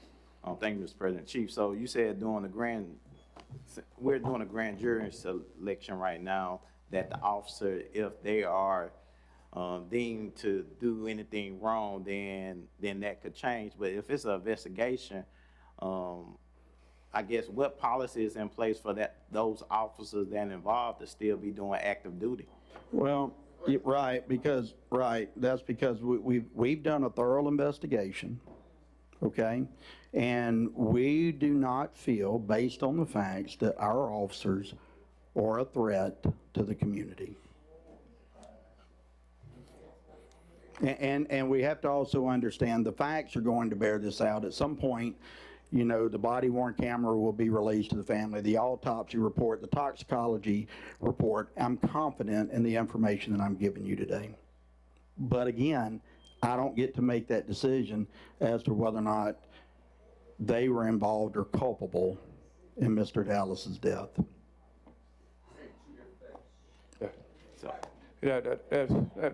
Hold. Yeah, Chief. Yeah. You know, it's difficult for the police chief to explain why the officers were returned to duty. Keep in mind that we have reviewed the autopsy and cause of death. Even though I can't get into detail with it because of the emotion here, I'm going to say that the cause of death was not attributed directly to the actions of the police officers. Yeah. let me just go ahead and, yeah. Let me just state this. Hold up, audience. You know, this is a council meeting, and as I had stated earlier, you know, especially to the general public and to Mr. Williams, you know, majority of this council, if not all, but majority of this council, we on your side. The information that you all getting, we're just not getting. And you have our word, Mr. Williams, Ms. Dallas, that this council is going to go ahead and get with our attorney and our clerk to get that letter drawn up and go ahead and submit that to the DA office. Don't let this be your last stomping ground. Go to the DA office, go to the state legislators, and let's just change the state laws. Because again, we only can do local stuff here, but the DA has his own office. We can go there, protest there, and et cetera. And also the state legislators, when they go back into session this coming year, you know, to make sure that they can go ahead and change the laws. Again, as I stated earlier, if Tennessee can do it, Alabama can also do it. And again, Ms. Dallas, you know, Mr. Williams, you all do have my condolences. Again, if it was my child, I'd be in the same shoes that you all in. I'd be here trying to get someone to listen to me, to, you know, express, you know, to me, you know, tell me exactly what happened to my child. I don't blame you all at all whatsoever. And I understand that this is a sounding board, and I'm not stopping you all from coming down here, but also use all your resources. Go to the DA office, because again, that's what's holding up things, and also to the state legislators. I'm gonna ask this council, could we just take a 3 to 5 minute break, and then we just come back?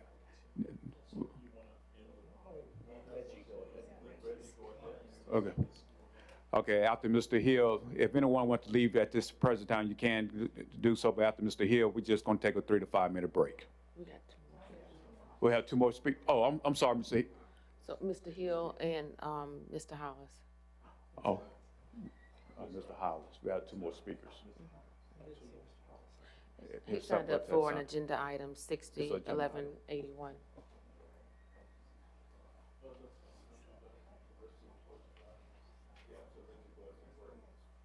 We're just gonna take a 3 to 5 minute break there. Okay.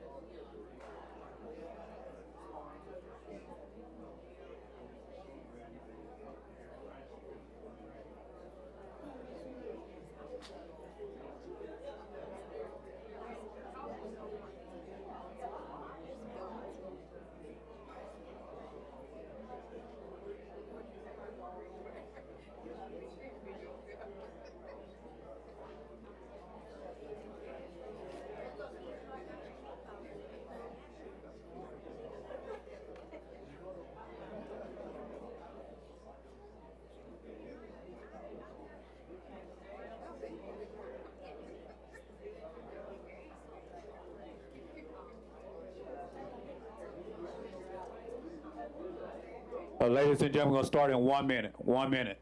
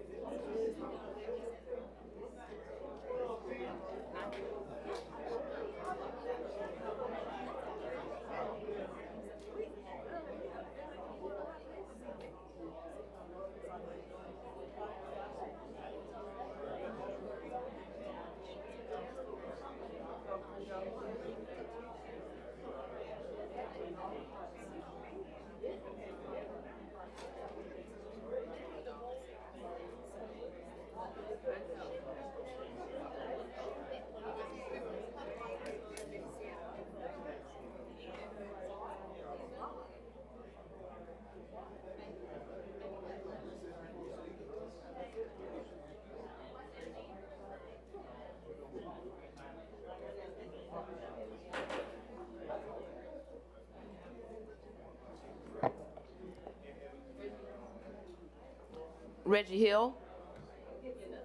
Reggie Hill.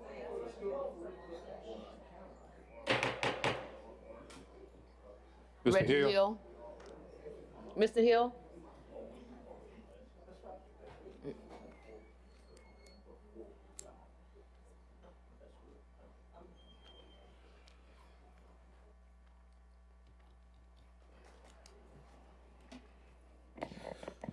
Thank you, Madam City Clerk. Before I begin, while it was an untimely departure last week, and we probably have very varying approaches to personnel matters, I do want to extend the hand of well wishes to Fire Chief Lamey as he takes on his new journey, to the citizens and stakeholders of Mobile, Reggie Hill. All reported public officials have generated a very handsome surplus. Unfortunately, based on the decisions that are being made here within the city, particularly as it pertains to the fiscal year 24 budget, at the expense of the taxpayers, we seem to have reached, however, moral bankruptcy. This is Classic Week, the largest HBCU event in the country, and I'm reminded of Arthur B. Wesley II. One thing he would always tell us, and this was my band director at Alabama A&M University, this is when band members may have seemed to get a bit rowdy, or us music majors may have suggested to him ideas on how to better run the program. He would remind us quickly, when you get your band, you can do whatever you want to. And so whatever you all decide to do with your own personal money, we don't have anything to do with that. However, when it comes to these taxpayer resources, the money that we put into the coffer, and we're based on a sales tax revenue percentage primarily here in the city, you have to go with the demands and needs and the priorities of the people who you are there to represent. Point blank, period. So I rise today to continue this conversation regarding how we best utilize our resources as it pertains to public safety, housing, and contracting. I am very appreciative because I normally base a lot of this stuff on the inventory, and Mr. Wood shared a list with me, and I am working in my best speed to compare that to what we're also seeing as agenda items. So I want to extend the gratitude for that. And when we look at this well, I'm grateful for Mr. Penn for mentioning the idea of the sensitivity training the last time. We see today alone about nearly $2 million going towards vehicles. I think if we use about half of that towards what we need to do to get the proper training in place for our police officers, we might see some better results within the city. We don't have anything really to support the need for the additional vehicles. So these are not measures I believe that actually go towards safety. Housing, I'm also grateful for Mr. Penn mentioned about the use of the ARP funds. I want to see what this does going to committee. For time's sake, with this contracting, Ms. Law presented something earlier today, and there is substantial evidence supporting her claim as to why the city should resolve this matter and do it expeditiously. There are also citations, quotations, remarks, whatever you want to say, on the record and reported in the news from what reported city officials have said they're going to do resolving that matter. So, of course, you know we don't have the time to speak on this, but I did want to address this. There are quite a few claims that are being presented before this body and nothing is being done. So I want to make sure that we address that before moving anything else forward for the best interest of our city. Thank you on the floor. Thank you, Mr. Hill. Madam Clerk. Timothy Hollis regarding Resolution 60-1181. Timothy Hollis, here to speak towards 60-1181. 1181, yes, I understand and see what's going on in that item right there. Two of our counselors are electing to give $1,500 apiece to Mobile Law Enforcement Agency. While others may look at $1,500 as something not much, or something just small compared to allotments and allocations previously to other law enforcement agencies, like sometimes they reach 6 digits or sometimes they reach 5 digits. It's time to take a look at things for a minute. To sit here and award the Mobile Law Enforcement Agency any monetary funds in the wake of something of what you have like right now, in the wake of all the media, with all the police interrogation and all the catastrophes being produced by the Mobile Law Enforcement, it's more a slap in the face to the victims of dead family members, the victims of wrongfully beat family members. You start to see some of the same players in the building making the same promises that they made from a long time ago. Now, why are we going to award this agency when clearly they represent a body of people who willfully disobeyed the law? These people are here to protect and serve, and we can go back past Jawan Dallas, we can go back to Trey Webster, we can go back to Michael Moore, and we will see some of the same instances happening.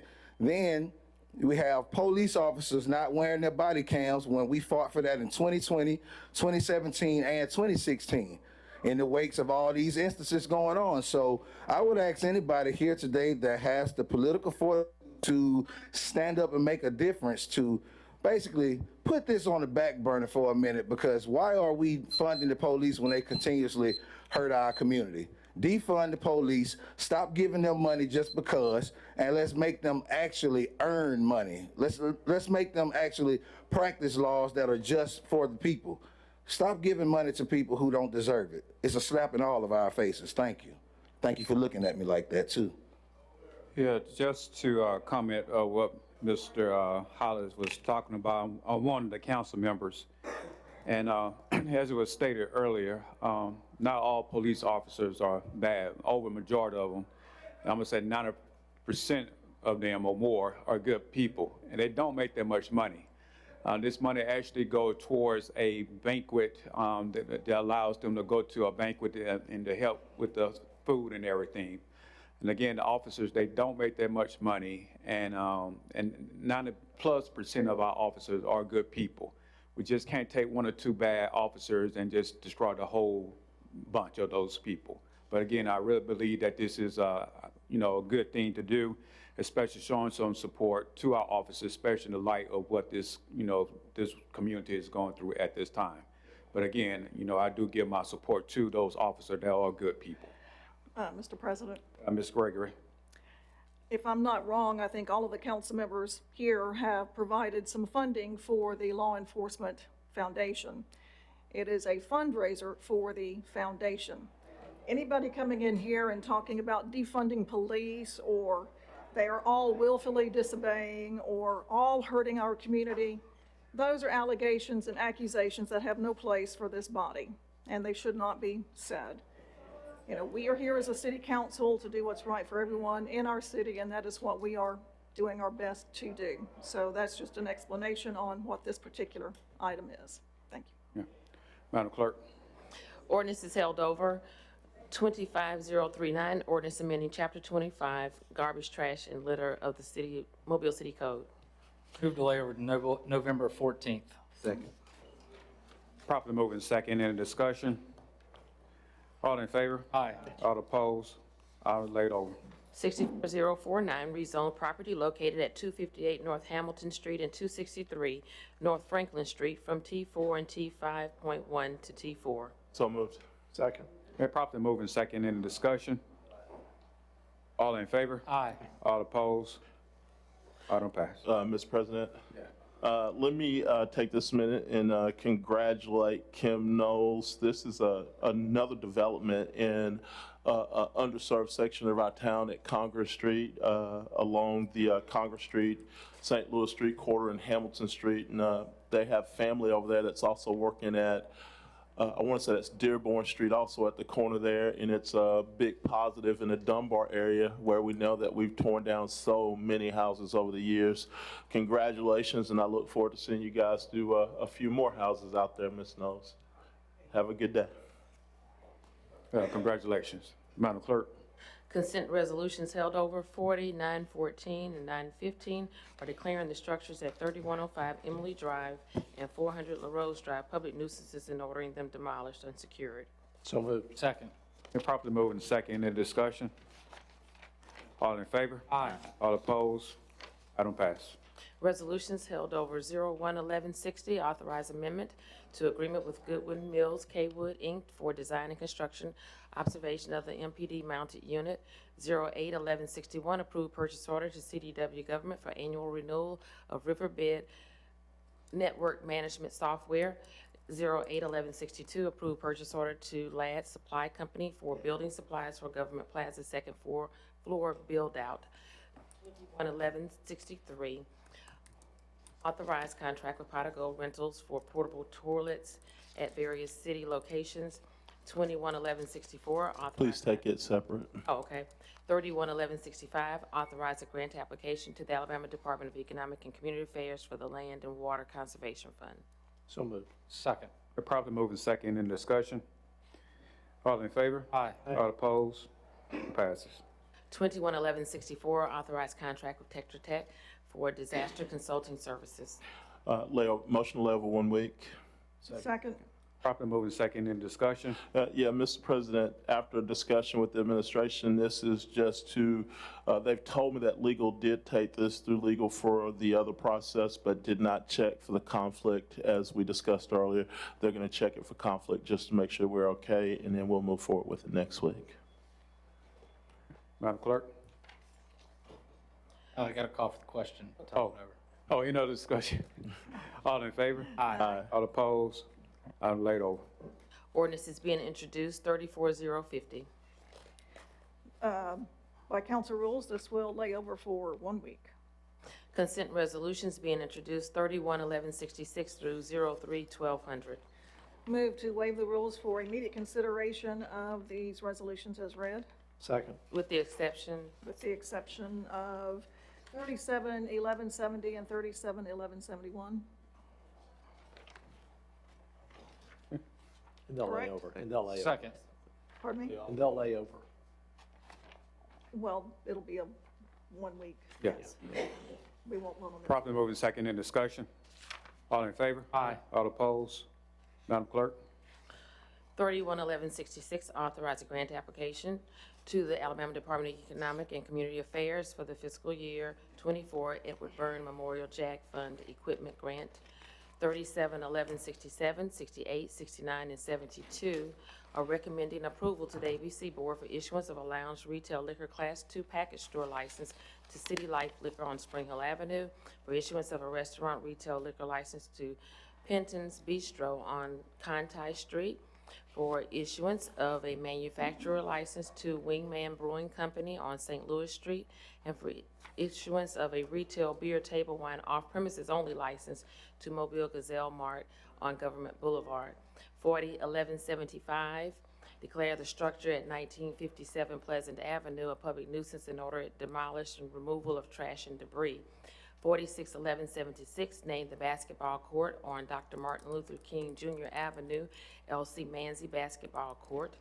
601177, 78, 79, 80, 81, 82, 83, 84 are determining appropriations to the Grind Small Business Development Center, Trinity Gardens Community Civic Club, Revitalize DIP, United Way of Southwest Alabama, the Mobile Law Enforcement Foundation, Ebenezer Baptist Church of Cottage Hill, Country Club Village Civic Association, and the Alabama Pecan Festival, Inc. serve a public purpose in approving payment. 031199 and 031200 are appointing Kristen Coates to the Mobile Library Board and Freddie Wheeler to the Solid Waste Disposal Authority. So moved. Second. Been properly moved and second. In discussion? All in favor? Aye. All opposed? Item passes. 401173, declare the structure at 401 Claude Harris Drive a public nuisance and order it demolished. Move to lay over for 30 days. Second. Been properly moved and second in discussion. All in favor? Aye. All opposed? Item laid over. 401174, declare the structure at 1907 St. Monica Drive a public nuisance and order it demolished. Move to table. Second. Been properly moved and second in discussion. All in favor? Aye. All opposed? Items tabled.